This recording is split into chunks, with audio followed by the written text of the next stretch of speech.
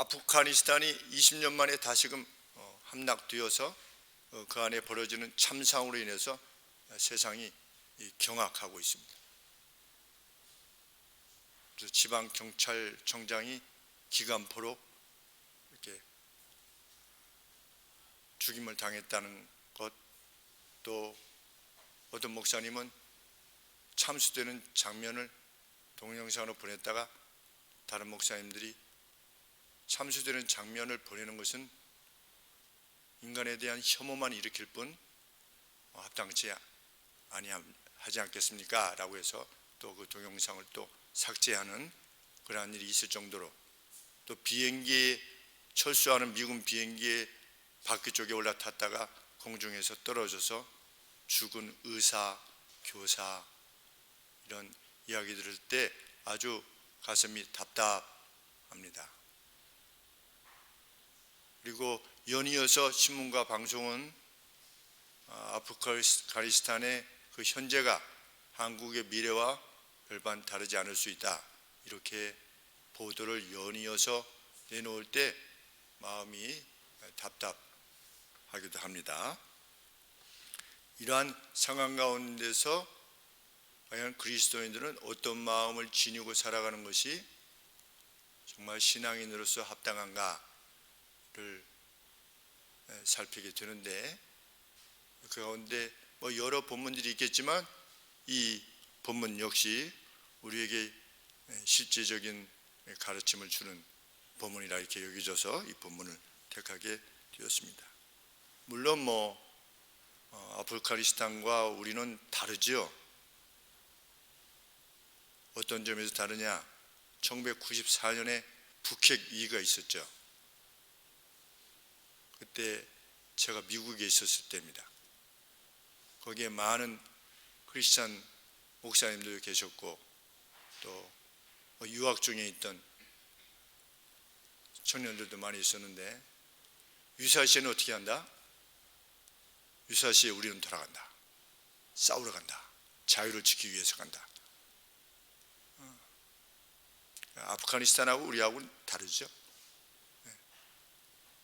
특별히 우리들은 하나님께서 우리에게 허락하신 신앙의 자유를 지켜야만 될 마땅한 책임이 있고, 그 자유를 위해서라면, 신앙의 자유를 위해서라면 우리가 전쟁에 임할 수 있는 것이고 마지막까지 싸워야 될 것입니다.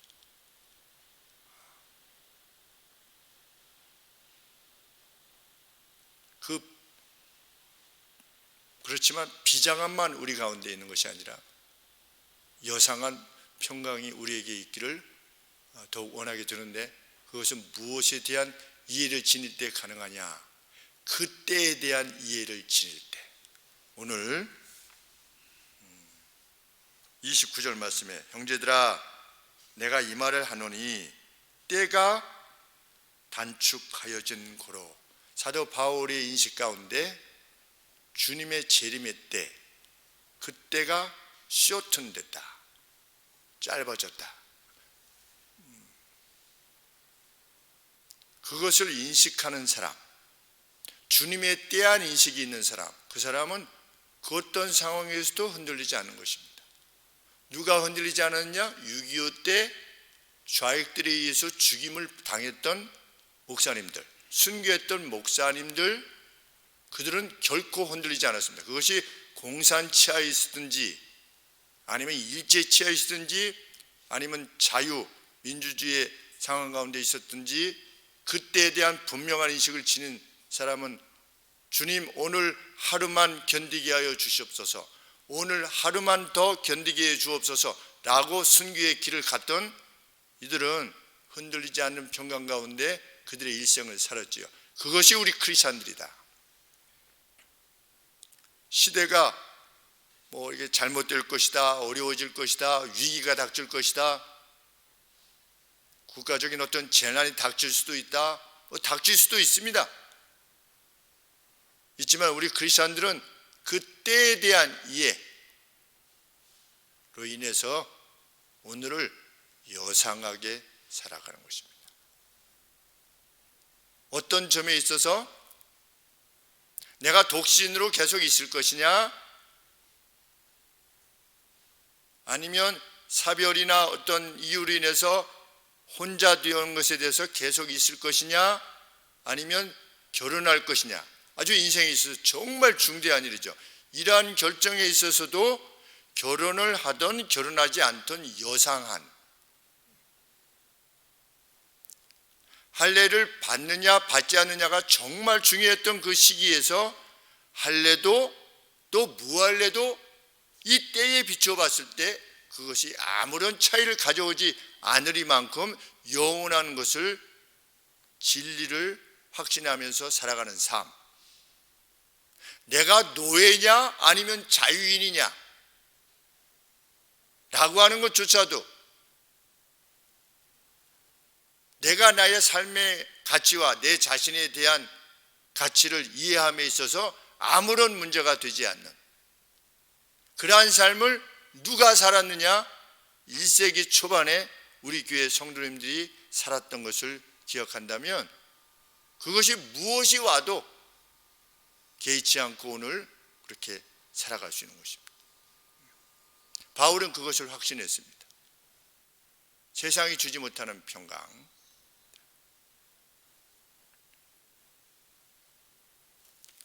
꿈을 잘 안 꾸는데 꿈은 뭐 아무런 저것도 아니고, 그런데 꿈에 제가 순교했어요. 꿈에 제가 목사의 신앙을 고백하다가 꿈에 저는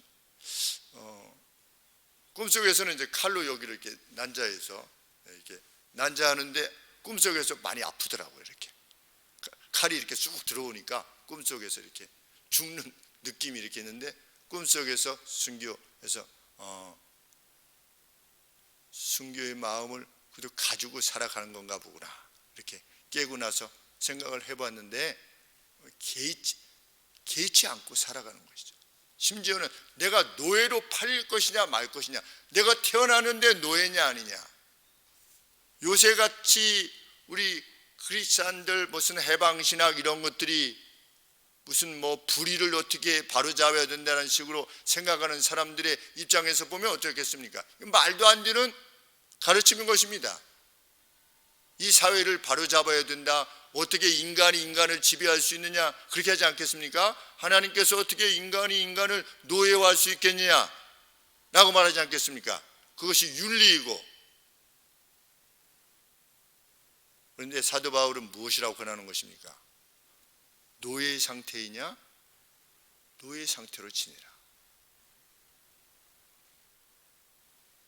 누가 그렇게 할 수 있다는 것입니까? 때에 대한 인식을 지닌 사람, 그럴 수 있다는 것입니다. 기꺼이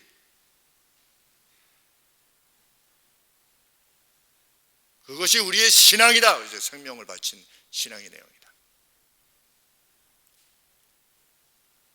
그들이 누렸던 평안, 그것이 우리 것이기를 원하는 것입니다. 오늘 이러한 시기에도 아무런 전망이 있어도 개의치 않고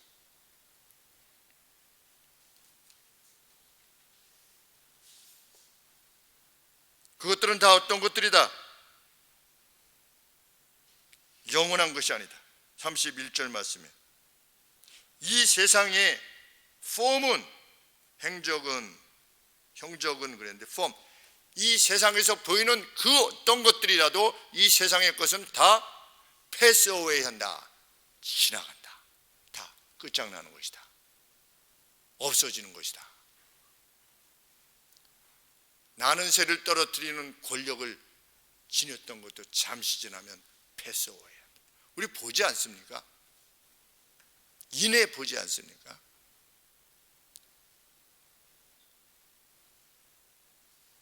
그 누가 불의한 자라고 그렇게 공격했던 이들도 우리가 안 해도 갑니다. 세상을 뜹니다. 그 때를 이해한 사람들, 그 사람이야말로 정말 자신의 가치를 제대로 이해한 사람입니다. 이번에 독신으로 평생을 살고 있는 저희 형하고 여행을 하던 중에 형이 묘비에다가 그렇게 써달라고 요청을 했습니다. 자신의 묘비에 그토록 그리던 하나님 나라로 간 사람. 얼마나 세상에서 누릴 수 있었겠습니까? 의사로서. 좀 몇 달만 돈 모으면 좋은 차 살 수 있고, 결혼도 얼마든지 할 수 있고.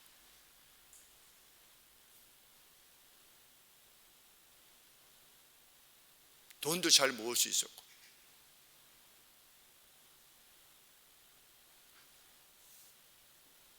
완벽하다는 것이 아니라 그 누군가 그리던 나라가 저쪽 나라면 여기서 그 어떤 삶을 살아도 개의치 않는 것이죠. 이렇게 병이 들까 말까, 내가 조금 더 잘 살까 말까, 취직될까 말까, 그것이 아니라 심지어 노예됨조차도 개의치 않고 나는 노예지만 주님의 노예로서 주님이 내게 가게 하신 위임하신 노예의 직분을 충성되게 행함으로 세상의 종이 아니라 주님의 종으로서 온몸을 다해서 충성을 다해서 내 일을 행하는, 그냥 월급 조금 더 주면 그냥 바로 옮기고 또 좀 더 주면 그냥 바로 옮기는 그러한 세상 사람과 살지 아니하는, 같이 살지 아니하는, 이 세상의 폼은 지나가고 마는 것임을 알기에 빼앗기지 않는 평안과 그 견고함으로 오늘을 사는 것, 그것이 그리스도인이다. 그리스도인은 그럴 수 있다 라고 사도는 권하는 것이고 그 스스로 그렇게 살았습니다.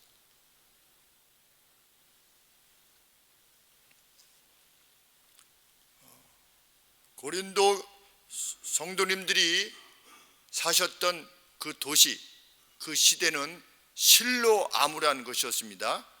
왜냐하면 죄악이 넘쳤던 도시였기 때문입니다. 그리고 핍박이 있었던 도시였기 때문입니다. 사방을 봐도 암울합니다. 온갖 이방의 재래로 가득한 문화, 그리고 성적 타락으로 가득한 만연한 도시, 이 도시가 고린도 도시였습니다. 정말 예수님을 그 안에서 믿는다는 것은 정말로 암울한 것이었습니다. 그럼에도 불구하고 고린도 교회 성도들이 물은 겁니다. 결혼에 대해서 묻고, 할례에 대해서 묻고, 노예됨에 대해서 묻고, 이거 어떻게 해야 됩니까? 우리는 새롭게 예수님을 믿게 되어서 새로운 세계관을 가지고 가치를 가지고 살아가야 되는데, 결혼해서 사는 것, 이거 어떻게 우리가 이해를 해야 됩니까? 결혼을 해야 됩니까? 말아야 됩니까?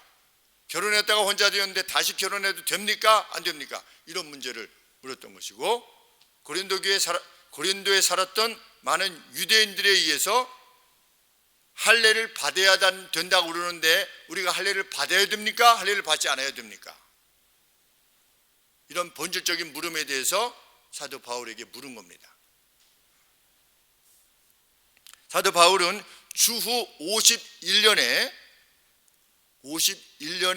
고린도 교회를 방문했습니다. 방문해가지고 약 1년 6개월 동안 거기 있으면서 복음을 전했습니다.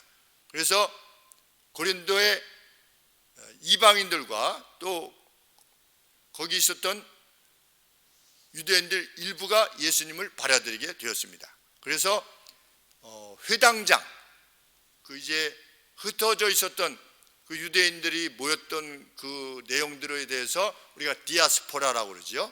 흩어진 그 유대인들이, 하나님의 사람들이 이렇게 각곳에 가서 이렇게 모여 있는 그 어떤 군집을 통틀어서 이제 디아스포라라 이렇게 우리가 일컫게 되는데, 그 유대인들의 회당의 회당장도 사도 바울에 의해서 세례를 받은 겁니다. 그러니까 복음이 융성하게 일어났던 것이죠. 그런데 유대인들이 그 모습을 보고 아주 시기가 일어나가지고서 아주 핍박을 해가지고 사도 바울이 그것을 떠나서 에베소로 갈 수밖에 없었던 그러한 상황이 우리 사도행전에서 기록되고 있는데, 여기에 누가 있었느냐? 사도행전에 보면 우리 유명한 부부 브리스길라와 아굴라가 있었던 겁니다. 근데 브리스길라와 아굴라가 왜 원래 로마에서 살고 있었는데 왜 그리스로 이렇게 오게 되었는가? 로마에서부터 쫓겨난 겁니다. 누구에 의해서? 클라우디우스라고 하는 황제에 의해서, 황제의 명예에 의해서 쫓겨남을 당해가지고 좀 고린도로 오게 되었는데 원래 텐트를 깁던 이가 아니었던 것이죠. 이제 다니면서 무엇을 하다 보니까 텐트 깁는 일을 할 수밖에 없는 그러한 상황이 되었던 것인데, 이 부부가 왜 쫓겨나게 되었는가? 클라우디우스가 왜 로마로부터 유대인들을 축출시키라는 명령을 내렸는가? 우리 로마의 유명한 이름이 제가 잘 안 외워지는데 수에토니우스라고 하는 로마의 유명한 역사가가 무엇이라고 기록했냐면, 추방의 이유에 대해서 유대인들이 계속된 소요 상태에 있었는데 막 소란을 일으켰다는 겁니다. 유대인들이 있었는데 크레스투스로 인해서 유발된 소유였다. 크레스투스, 이 크레스투스가 누구냐? 그리스도입니다. 그리스도로 말미암는 소동이 자꾸만 유발되니까 로마의 복음이 들어가서 성도들이 유대인들 중심으로 이제 복음이 전달되어지기 시작했는데, 유대인들끼리 예수님을 받아들인 유대인들이 있었고 유대인으로서 받아들이지 않았던 이들이 받아들인 이들과 계속 논쟁을 벌이게 되는 그 논쟁으로 인해서 니네들 나가! 이래가지고서 로마로부터 추방령을 내려가지고서 그 중에 브리스길라와 아굴라가 지금 고린도로 온 것입니다. 그러면 그때 당시에 이미 기독교에 대한 핍박이 있었다는 것을 알게 되는 것입니다. 또 이 바울이 전도를 고린도 지역에서 행한 이후에 15년 뒤에 그 유명한 네로 황제가 이 고린도를 방문한 겁니다. 네로가 와서 이 고린도하고 어느 지역을 잇는 운하를 건설하는데 그 첫삽을 이렇게 뜨는 세리머니를 한 겁니다. 그러면 이 고린도 이 전설을 받았을 때의 성도들의 그 시기가 네로 황제로부터 불과 길어도 15년 내에 있었다는 거죠. 그것이 바로 뭐냐? 바울이 예견했던 극심한 환난이었던 겁니다. 여기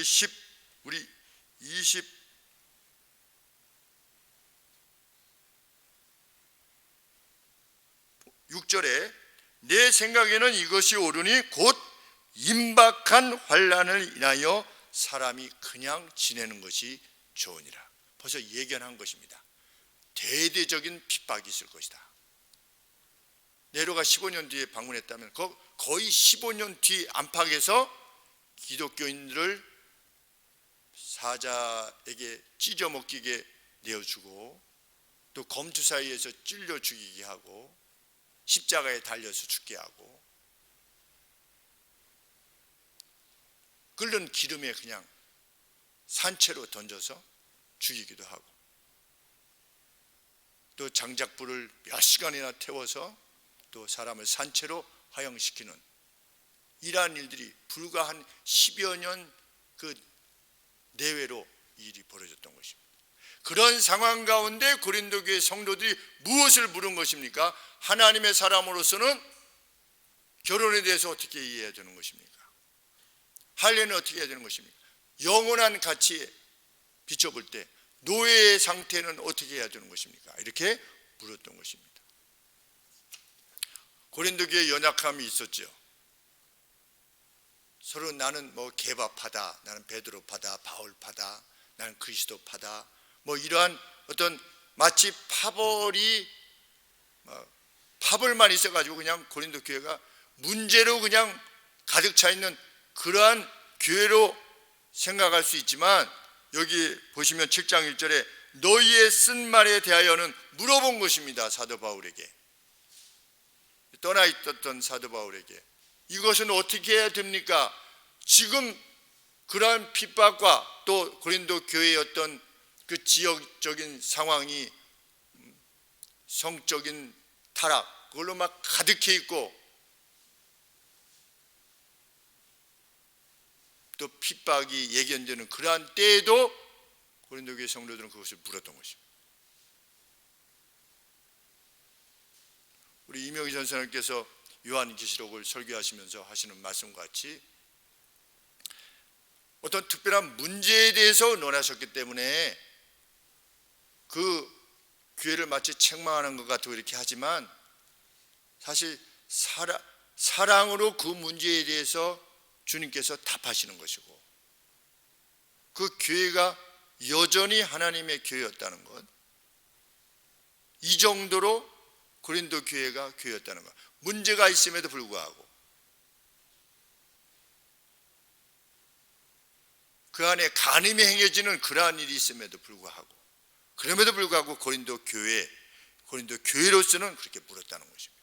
그 중에 일부가 그런 일들이 있다 할지라도 그렇기에 고린도 후서 전에 아주 강한 책망을 편지로 보냈을 때 고린도 교회 성도들이 회개하고 돌아섰던 것으로 이렇게 여겨진 것입니다.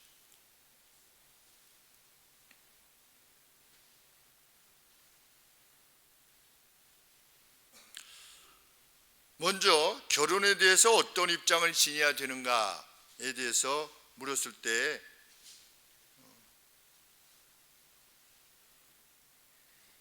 사도 바울이 답하게 되는데 당시 고린도는 성윤리가 소돔과 같았다는 것을 알게 됩니다.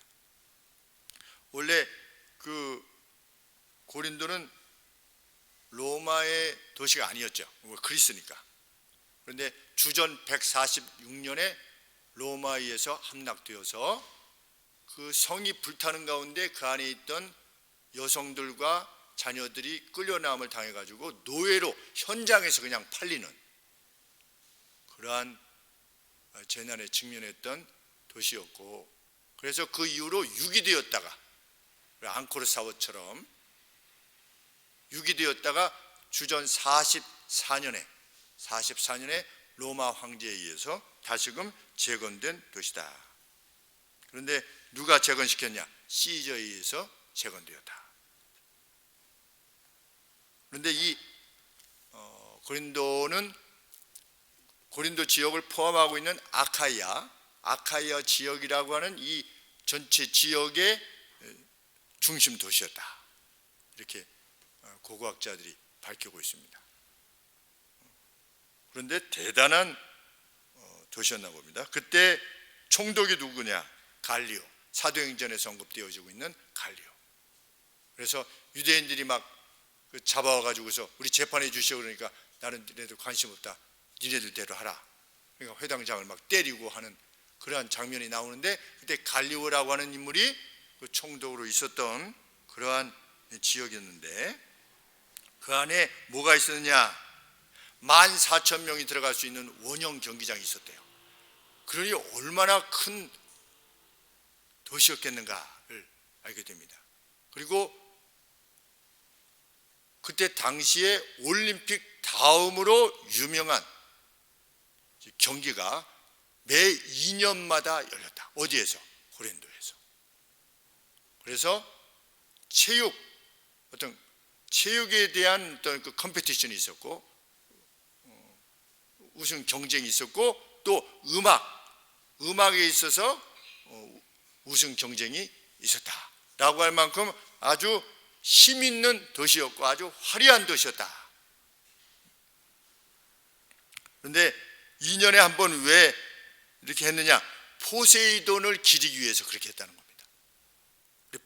바다의 신을 포세이돈이라고 하지 않습니까? 포세이돈을 기리기 위해서 2년에 한 번씩 그러한 행사를 했는데 그 행사 이름이 이즈미안이라고 하는 행사였다. 이즈미안. 우리 올림픽이면 올림픽, 이즈미안 게임이 매 2년마다 열려졌다. 그리고 고린도에는 구리로 만든 물품들이 아주 유명했는데, 그래서 사도 바울도 구리 거울을 언급하는, 우리가 지금은 거울로 보는 구리 거울이죠. 구리 거울로 보는 것 같이 희미하지만 나중에는 밝히 보게 될 것이다 라고 하는 그 구리 거울로 아주 유명했던 도시다. 그러니까 아주 상업적으로 아주 힘이 있었던 도시, 그리고 거기에는 함대가 주둔했답니다. 함대. 그러니까 한국인가 봐요. 함대가 있을 정도로. 그래서 로마의 아주 여러 번의 전쟁에 그 고린도가 참여했다. 그래서 많은 사람들이 무역을 위해서 그것을 드나들었다. 그래서 돈을 사용하기를 원했던 항해자들이 그것에 들려서 돈을 마음껏 쓰고 갔다. 돈을 마음껏 쓰고 가는 항구, 특별히 그것이 무역항일 때 발생하는 것이 무엇입니까? 매춘이지요.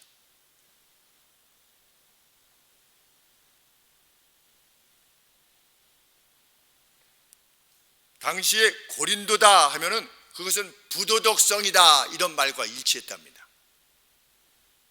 그래서 어느 정도냐? 고린다이제스타이, 이죠, 헬라어입니다.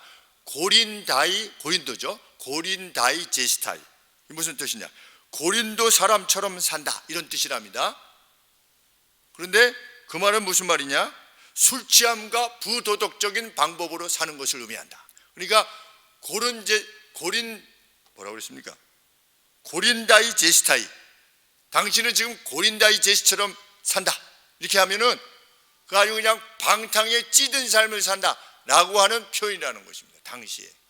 그래서 그때 당시에 희극인들은 이제 연극에서 누구를 등장시킬 때 아주 그냥 망나니를 등장시킬 때는 누구를 꼭 등장시켰느냐?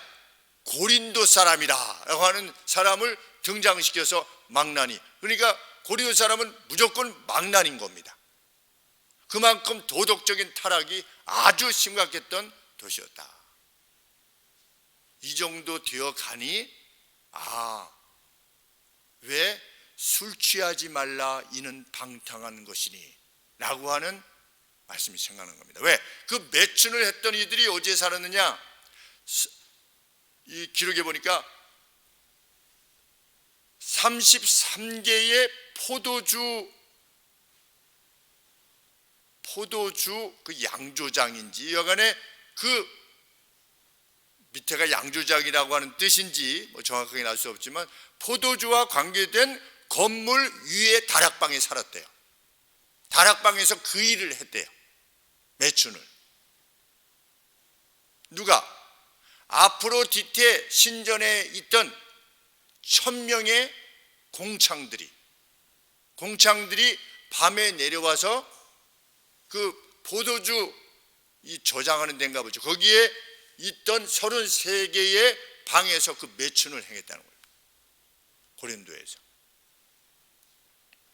그것이 공적인 공창이 되어질 정도였으니 얼마나 그 시대의 성적인 윤리가 참 암흑 상태였는가. 소돔과 고모라의 상태였겠지요.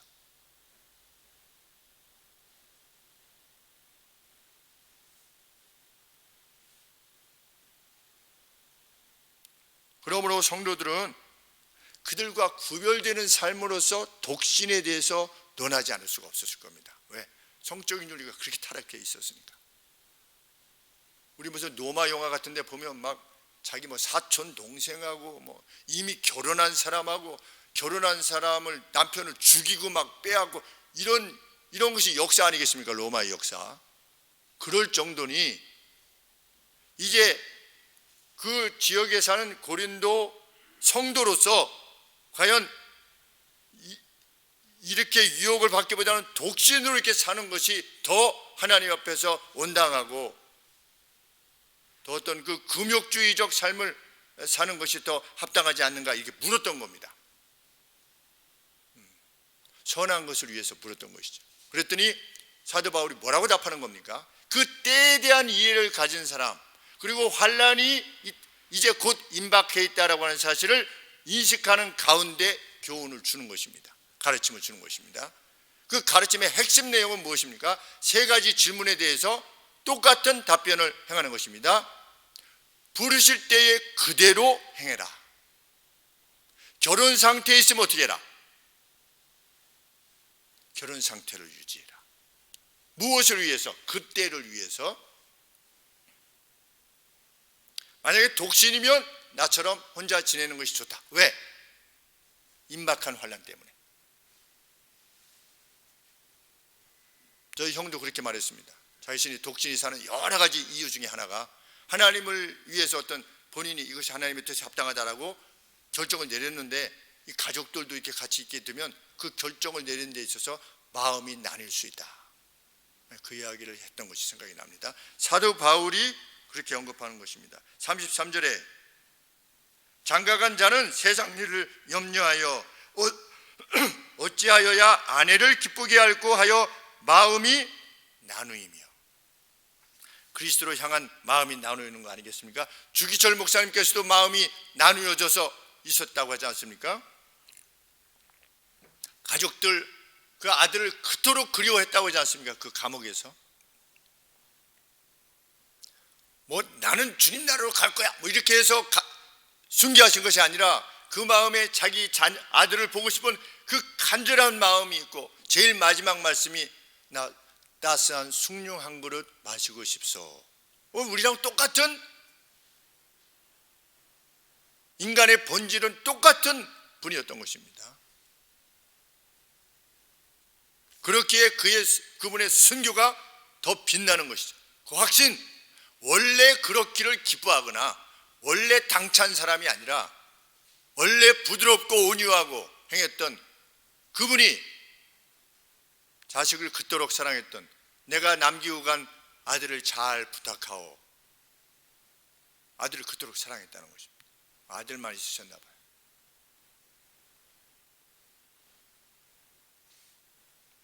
마음이 나눠질 때 전해지는 말씀으로는 그 사모님께서 주를 위해서 순교하십시오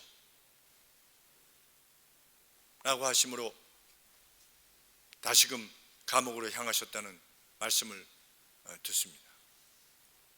사도 바울이 이렇게 말씀하시는 것입니다. 그때에 비추어, 임박한 환난에 비추어 결정하십시오.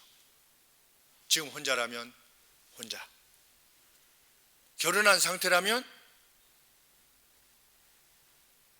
그대로 지내십시오. 무엇을 위해서?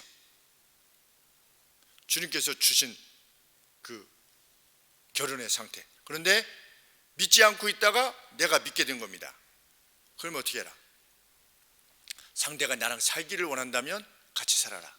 왜? 나로 인하여 상대가 혹 구원을 얻을 수 있지 않겠는가? 그리고 자녀들이 거룩한 도를 나를 통해서 받아야만 되지 않겠는가? 그런 차원에서 이 때에 비추어 봐서 그런 결정을 내리라. 사도 바울이 그렇게 권하는 것입니다. 방탕한 고린도 내에서 방탕함에 맞서는 금욕주의가 아니고 현재 주신 그대로 안에서 이 때에 대해서 묻고 그대로 행하십시오 라고 사도 바울이 권하는 것입니다. 어떠한 상태가 더 하나님을 높일 수 있는 것이 아니다. 현재 있는 상태에서 하나님을 높일 수 있고 그 때를 기다리는 사람으로서 살아갈 수 있다라고 하는 것을 밝히는 것입니다. 할례와 무할례에 대해서도 할례를 행한 자는 무할례, 그 할례를 행한 것을 다시 어떻게 하는 길이 있나 봅니다. 그래서 무할례자는 무할례자 그대로 있고 할례자는 무할례자가 다시 되려고 하지 말라. 있는 그대로 부르심을 받은 그대로 행하라는 말씀이 계속 나옵니다. 우리 그리스도인이 된다는 것은 어떤 신분의 변화, 어떤 살아가는 방식의 변화를, 그것이 어떤 직업이든 결혼의 상태든 어떤 그것을 따로 구하는 것이, 그것이 예수님을 믿는 것이 아니라 오늘 주어진 이 상태에서 하나님의 뜻이 무엇인가를 묻고 행하는 것이야말로 정말 문제가 되는 것이다. 뭐 구약에서 대표적 인물이 누구겠습니까? 다니엘이겠죠. 다니엘은 하나님의 나라를 공격해서 하나님의 성전을 그냥 다 무너뜨린 원수의 나라 바벨론에서 총리로 일생을 지냈습니다. 총리로서. 어떻게 하나님의 사람이 그럴 수 있느냐? 전두환 밑에 어떻게 그럴 수 있느냐? 박정희 밑에서 어떻게 그럴 수 있느냐? 노무현 밑에서 어떻게 그럴 수 있느냐? 우리는 그럴 수 없는 것입니다. 불림을 받은 그 상태에서 하나님의 뜻을 실현하는 겁니다. 요전에 들었습니다. 지금도 그분이 그 역할을 감당하고 있으신지 모르겠지만, 이 코로나가 초반 시작될 때 그 문재인 대통령의 그 정부에서 시민사회 수석인가 뭐 하시는 분이 계신데, 그분이 장로님이신지 뭐 정확히 잘 알 수 없습니다. 그런데 초반부터 기독교는 예배를 정지시키려고 했다는 거죠. 초반부터. 코로나 초반부터. 근데 누가 강력하게 맞섰느냐? 그 시민, 그 수석. 그분이 그 자리에서 그것을 끝까지 고수한 겁니다. 만류해서 그 시간이 이렇게 길어지게 되었다. 그런 소중한 역할을 감당하셨다. 안에서.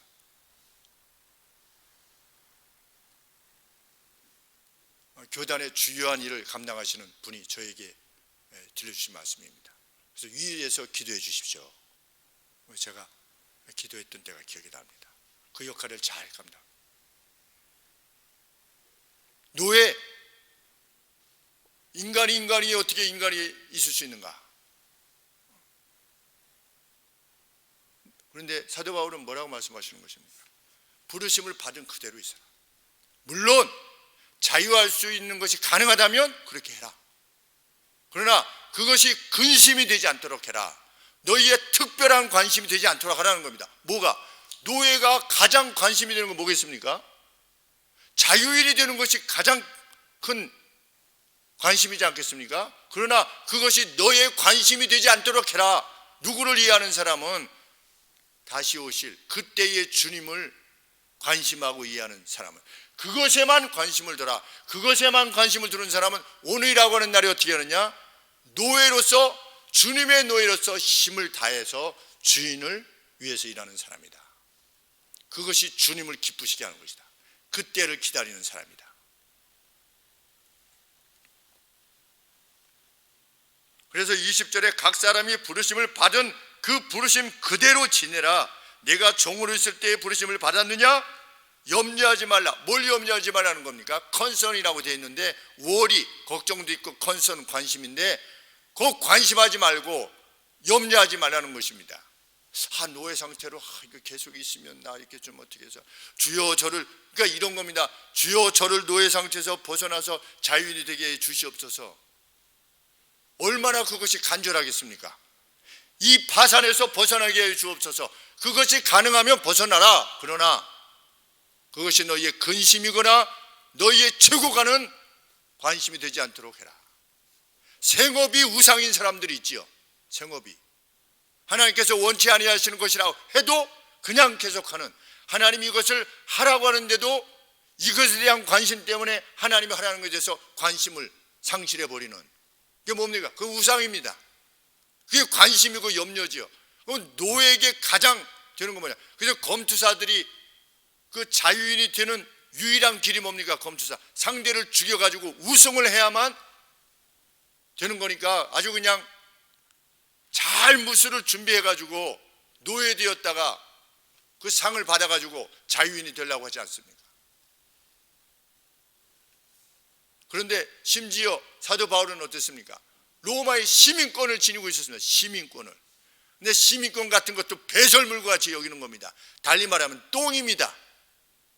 미국 시민권과 비교되지 않는 로마의 시민권, 그 로마의 시민권도 똥과 같이 여기는 거죠. 배설물과 같이. 내가 이전에 자랑했던 그 모든 것들, 이 때에 비춰보면, 왜? 이 모든 것들은 패스어웨이, 지나가는 것들, 썩어질 것들이다. 의미 없다는 일이 아니라 무한한 가치를 지니고 있지 않다는 것입니다.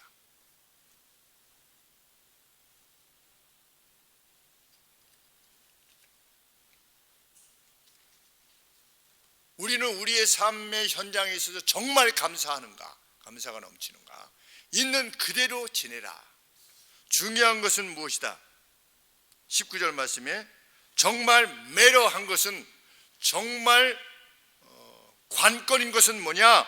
오직 하나님의 계명을 지키는 것이다. 어떤 상황에서도, 독신이든 결혼한 사람이든 노예든 자유인이든. 근데 이 당시에 고린도에는 20만 명의 자유인이 있었고 50만 명의 노예가 있었던 겁니다. 그러니까 2대5로 노예가 훨씬 더 많았던 거죠.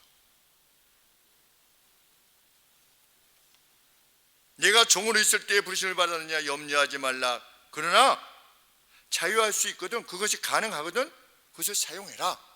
그렇지만 주 안에서 부르심을 받은 자는 종이라도 주께 속한 자유자요, 또 이와 같이 자유자로 있을 때 부르심을 받은 자는 그리스도의 종이니라. 너희는 값으로 사신 것이니 사람들의 종이 되지 말라. 사람들의 종이 되지 말라. 이것만 딱 떼서 노예가 되면 안 됩니다. 이것이 아니잖아요. 우리가 어떤 직장에 갔어요. 온 힘을 다해서 쌍코피가 나도록 그 직장을 위해서 힘을 다하는 사람이 곧 그리스도의 종입니다.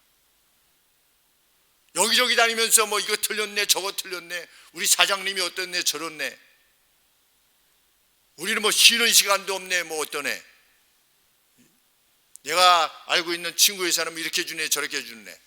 그것이 아니라 하나님께서 거기 보내셨을 때 예수님을 믿었으면 거기서 힘을 다하는 것입니다.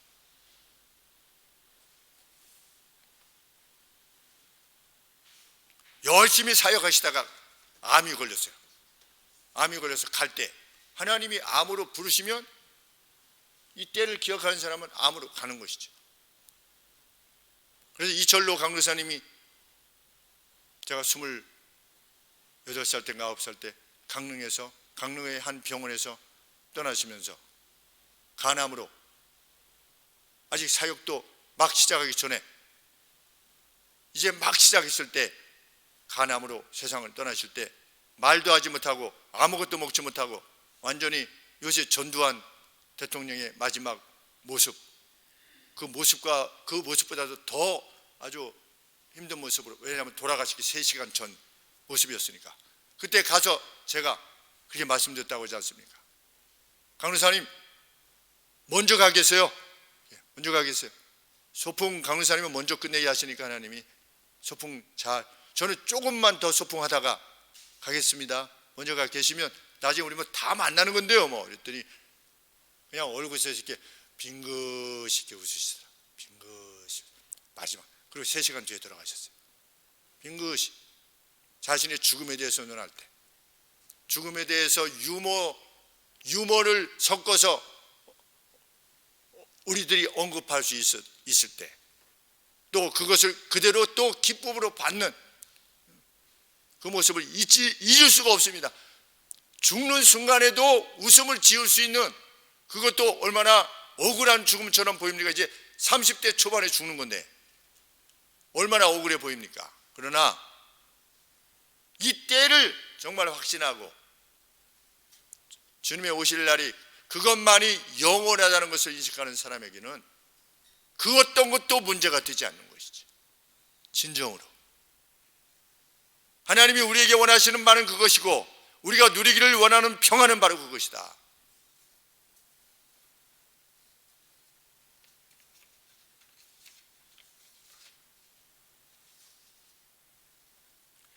이러한 바울의 요청은 마치 가나안 진입을 앞두었던 이스라엘 백성들에게 모세가 외쳤던 내용처럼 들렸을 겁니다. 광야라고 하는 어떤 그 척박한 상황, 아직 뭐 40년 전이니까 정탐꾼을 보내고 이런 상황이 어떤 상황입니까? 그냥 하루하루 그냥 그들 입장에서는 그냥 만나나 먹는, 가끔 뭐 메추라기 이렇게 주시긴 하지만 여간에 뭐 메추라기 만나, 그리고 더 무엇이 있는지 알 수 없지만 그 삶이 그렇게 무슨 풍요롭고 어떤 안정된 삶이라는 차원에 있어서 풍요롭고 막 이렇게 했겠습니까? 그렇지 않았겠지요. 그럴 때 모세는 하나님의 말씀을 받아서 이 사도 바울과 같은 톤으로 말씀을 전하는 것입니다. 고린도 교회는 이러한 상황에 직면한 성도들에게 이 때를 기억하고 그냥 노예 상태로 기쁨으로 지내십시오. 충성을 다하면서 하나님의 종으로 지내십시오 라고 말하는구나. 여기 모세가 우리 가나안 땅에 들어가면 하나님께서 젖과 꿀이 흐르는 땅으로 우리를 인도하실 것입니다. 저렇게 거센 자들이 있는데 성은 요새화되어 있고 들어가면 하나님께서 우리로 들어가게 하실 것이고 그것을 누리게 하실 것입니다. 들어가게 하시고 그때 누리게 하실 것입니다. 그러니 오늘이라고 하는 날을 하나님 앞에 드리십시오 라고 할 때 과연 얼마나 많은 고린도 성도들이 그것을 받았겠는지. 오늘 우리가 직면하고 있는 이런 어떤 재난에 가까운 그런 것들 가운데서도 우리는 우리의 신앙적 자유를 지키기 위해서 우리가 할 수 있는 말을 다 행할 것입니다. 그것이 전쟁이라면 전쟁을 해야 되겠죠. 우리 같은 사람은 부르지도 않겠지만 온 힘을 다해서 신앙의 자유를 위해서 싸워야 되겠죠. 마치 노예로부터 벗어남이 가능하다면 벗어나라 하시는 것처럼 하나님께서 우리에게 주신 지혜를 조차, 뱀 같은 지혜를 조차 우리가 온 힘을 다해야 되겠죠. 그러나 그렇지 않는 상황에 직면한다 할지라도 예루살렘이 다 회파되고 나는 다니엘처럼 끌려가고 심지어는 죽임을 당하는 그런 상황이 된다 할지라도 하나님은 그때에 합당한 능력을 주실 것이고 그때에 합당한 지혜를 주실 것이고 그것을 감당할 수 있는 용기를 주실 것입니다. 우리는 언제든지 오늘 밤이라도 싸울 수 있는 그 세상의 염려와 근심, 오늘이라도 싸워서 이길 수 있는 준비된 심령으로 오늘을 살기를 원하는 것입니다. 세상이 빼앗지 못하는 평안, 그는 감사와 기쁨만으로 가득 찰 것이고 그 얼굴이 빛나게 될 것입니다. 그 얼굴에 햇살이 비치게 될 것입니다. 우울한 전망은 결코 그 얼굴에서 찾아볼 수 없게 될 것입니다. 제가 칼럼에 들었던 그 참 벅찬 감동의 증언을 제가 실은 겁니다.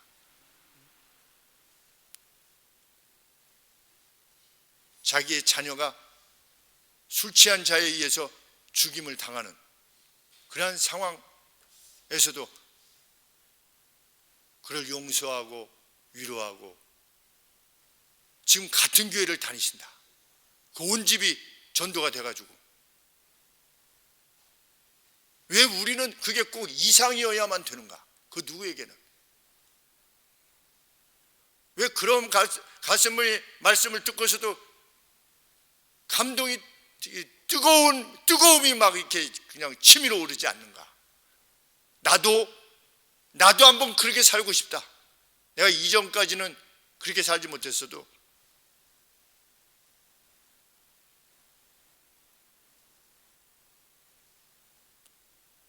자기 두 아들의 기독교를 믿는다고 하는 그 일로 그 두 아들의 입을 찢어 죽인 그 좌익 청년을 사형시키려고 하는 그 좌익 청년을 자기 아들로 입양해서 신학교를 보내어서 목사의 길로 가게 하신 손양원 목사님의 그것도 얼마나 우리의 가슴을 뜨겁게 하는 것입니다.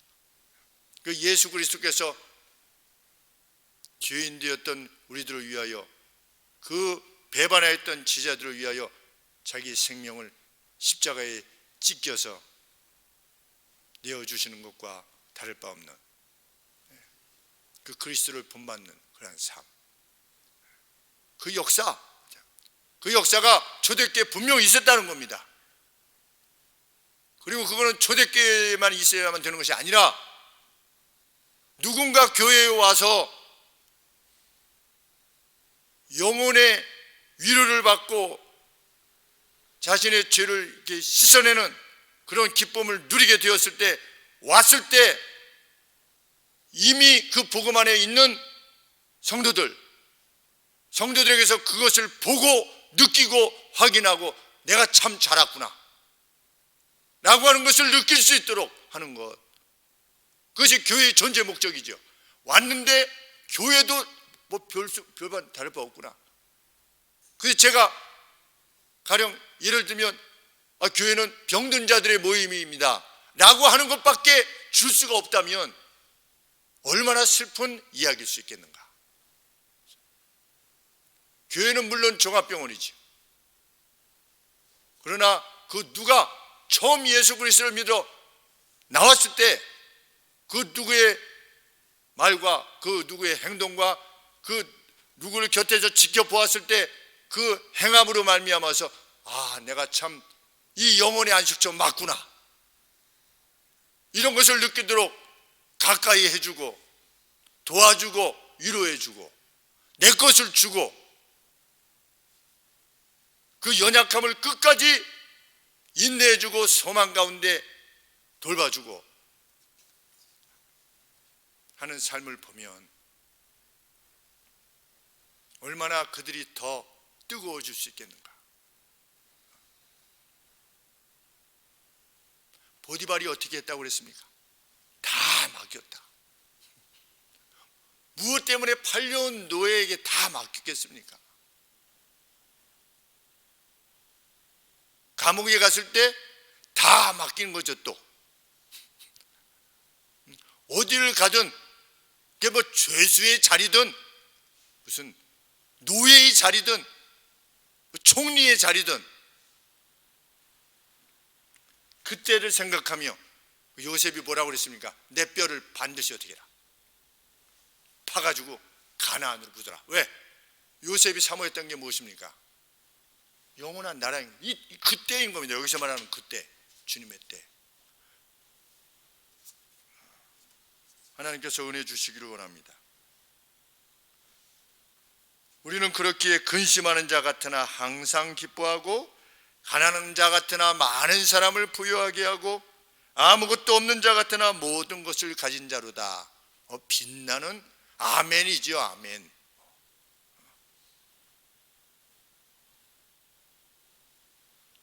이것이 우리 그리스도인들입니다. 저는 분명 확신합니다. 그리고 여호수아와 갈렙같이 아멘하며 따라올 이들이 주 앞에서 일어나게 될 것이라고 믿고, 또 이미 그렇게 가고 계시는 분들을 바라볼 때 정말 행복하고, 저는 모세보다 더 행복한 것 같아요. 왜? 모세는 2명이었잖아요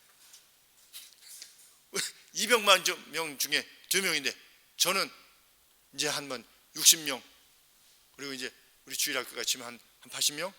80명 가운데 그래도 수십 명이 같은 길을 가시려고 그 얼굴에 햇살로 자신들에게 주어진 그 짐들을 지시려고 하는 모습에 막 가슴이. 그래서 제가 집에서 자주 그렇게 말씀합니다. 참 권사님답다, 이렇게. 참 집사님답다, 제가 이렇게 말씀을 드리는 겁니다. 집에서 제가 거짓말하지 않는다는 걸 자녀들한테 물어보시면 됩니다. 우리 하나님께서 얼마나 기뻐하실까. 우리는 거룩한 신념을 따라 행하는 이들입니다. 못 미쳐도 성령께서 주시면 우리 힘으로 하는 것이 아니라 우리는 할 수 있는 존재라고 믿습니다. 누가 먼저 그 부르심에 응할 것이냐, 우리들 모두이기를 소원합니다. 기도하겠습니다. 주님, 내외적으로 어려운 소식들 전달되어져 와도 하나님, 그때를 소망하는 이들로서 마음에 그 어떤 불안이나 그것이 관심이 이유가 되지 않도록 하나님 우리를 이끌어 주시기를 간절히 소원합니다. 고린도교회 성도들이 이겨내셨듯이 저희들도 하나님 극복하고 그것을 넘어서는, 세상에 눈에 보이는 것들을 넘어서 행하는 저희들이 되기를 간절히 소원합니다. 하나님께서는 매주마다 주님의 말씀을 통하여 우리를 격려하시고 돌이키게 하시기를 그토록 원하시는데, 성령 하나님, 우리의 마음을 터치하실 때 우리의 마음을 열어서 주님의 음성에 반응하는 저희들 모두가 되게 하여 주시옵소서. 특별히 어려움을 겪고 있는 저희 나라, 주님, 나눠진 마음들이 하나가 될 수 있도록 도우시고, 그 하나됨에 있어서 우리들이 앞장설 수 있도록 도와주시고, 하나님의 따스한 공의가 집행되어지는, 하나님, 특별히 신앙의 자유가 지켜지게 되는 그 궁일함을 저희들에게 베풀어 주시기를 간절히 소원합니다. 예수 그리스도 이름으로 기도합나이다. 아멘. 우리 다 함께 일어나셔서 429장 찬양하겠습니다.